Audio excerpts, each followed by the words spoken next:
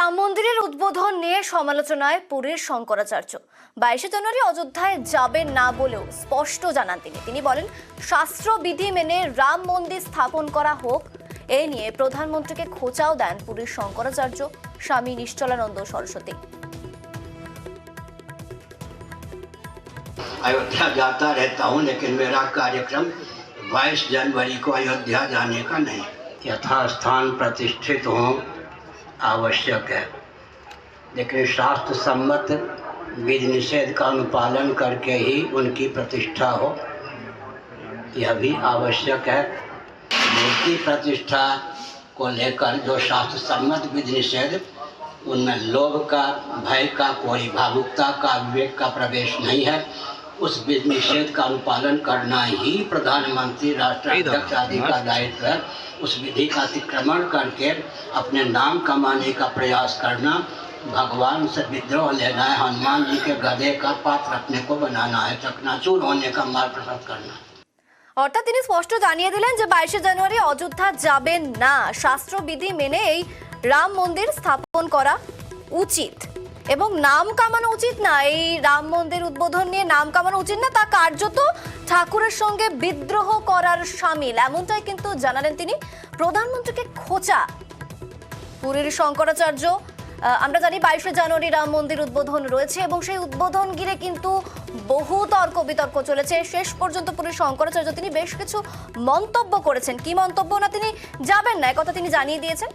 এবং শুধু তাই নয়, তিনি বলেন শাস্ত্রবিধি মেনে রাম মন্দির স্থাপন করা হোক, অবশ্যই তা ভালো ভারতবাসীর জন্য, কিন্তু এই নাম মন্দির প্রতিষ্ঠার সঙ্গে নাম কামানোর কিন্তু যোগসাজশ থাকা উচিত না। আরেকবার আপনাদের দেখাবো তিনি ঠিক কি বলেছেন।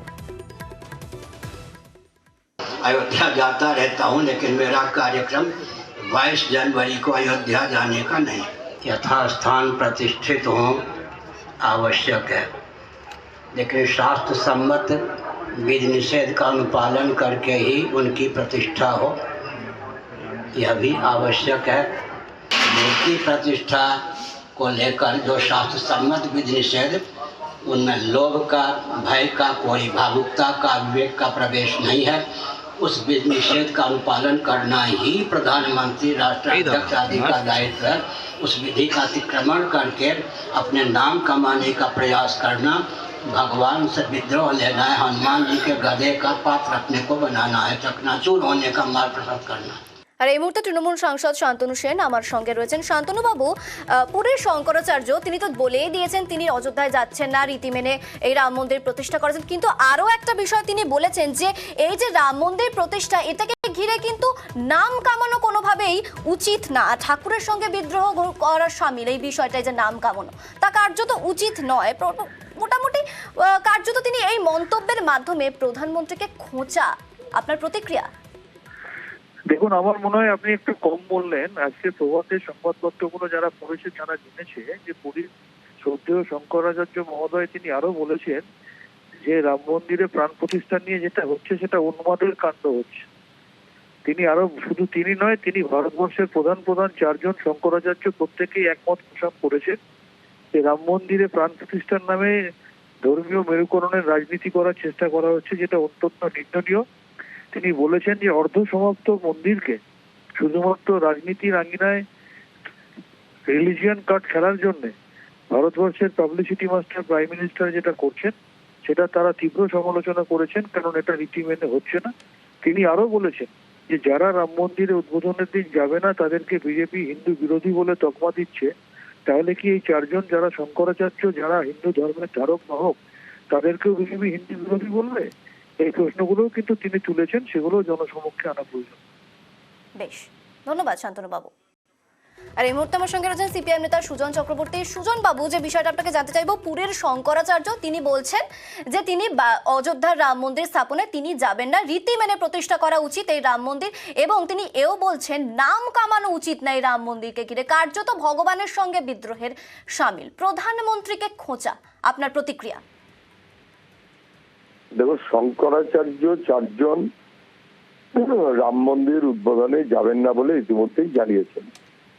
তার মধ্যে একজন সর্বত পুরীর শঙ্করাচার্য, তিনি একটু স্পষ্ট করেছেন, যার মানে দাঁড়ায় এই যে রাম মন্দির তৈরি করা এবং উদ্বোধন করার নামে আসলে নাম কিনতে চাইছেন মোদিজি এবং তার বাহিনী। তার মানেটা কি? তার মানে ধর্মটাকে ব্যবহার করা হচ্ছে কোনো ব্যক্তির দাম কেনার জন্য, কোনো ব্যক্তির স্বার্থে, এবং তার রাজনৈতিক মনোভাব থেকে ধর্মকে ব্যবহার করা হচ্ছে। এটা ধর্মের কাজ নয়, বরঞ্চ ধর্মকে কলুষিত করা।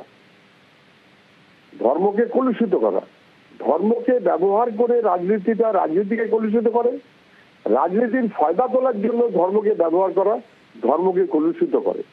এবং স্বাভাবিক কারণেই যারা ধর্মে বিশ্বাস করেন তারা ধর্মকে বিশ্বাসের জায়গাতেই রাখতে চান। মনের বিশ্বাস থেকে টেনে এনে রাস্তায় তাকে নিয়ে গড়াগড়ি খাওয়ানো, এটা কোনোভাবেই ধার্মিক মনোভাবের মানুষেরও কাজ নয়।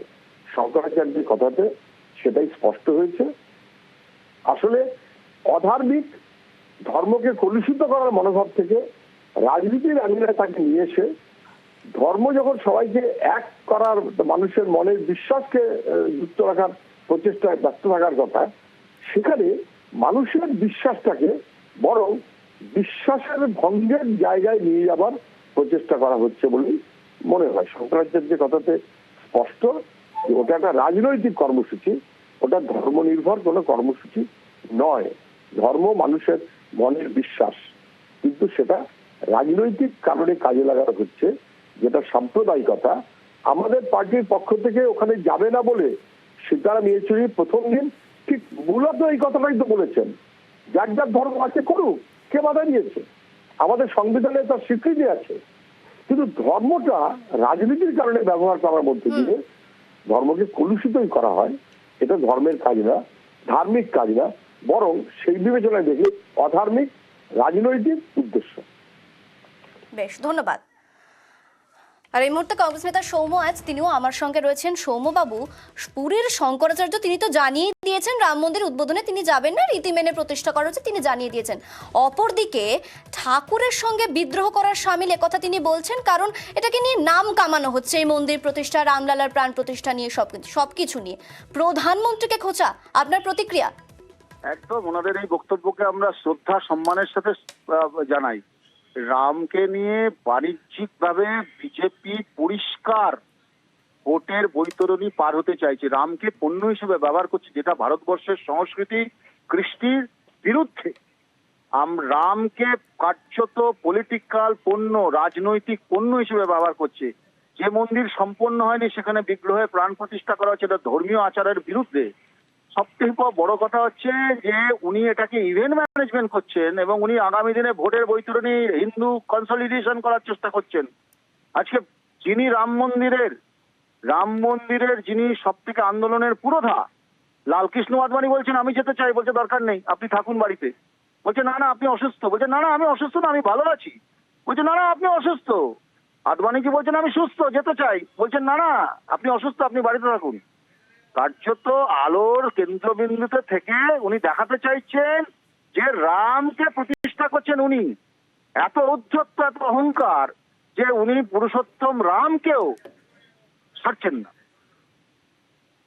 বেশ, ধন্যবাদ সৌম্যবাবু।